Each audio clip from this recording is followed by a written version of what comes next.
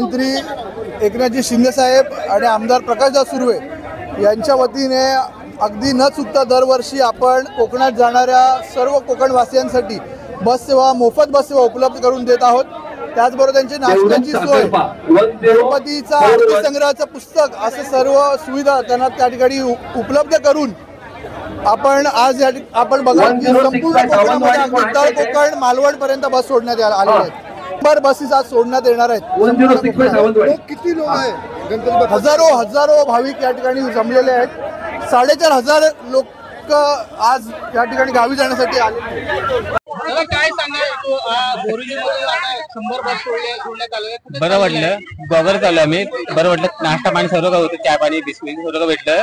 बस पण टायमात आली, बरं वाटलं। त्यांचा आम्ही तर नेहमीच बघतो, आमची तर शाखा आहे, चांगलं काम आहे, असं काय नाही। जे तुम्ही जे लोक ट्रॅफिक मध्ये अडकतात, ट्रेनची तिकीट भेटत नाही, काय नाही, सर्व फुल आहे।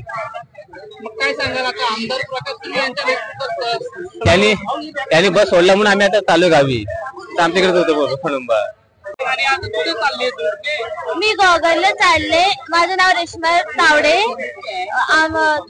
दादा प्रकाश सुर्वे आणि राजप्रकाश सुर्वे यांचा मी अभिनंदन मानते की आम्हाला मोफत सेवा चालू केली नाही। तिकीट भेटत नाही आम्हाला, बसची ट्रेनची बुक होते तिकीट लगेच। आता आम्हाला मोफत सेवा भेटले म्हणून आम्ही गावाला जातोय। कसं वाटतं तुला? सोयी सुविधा तुला देण्यात आलेले काय?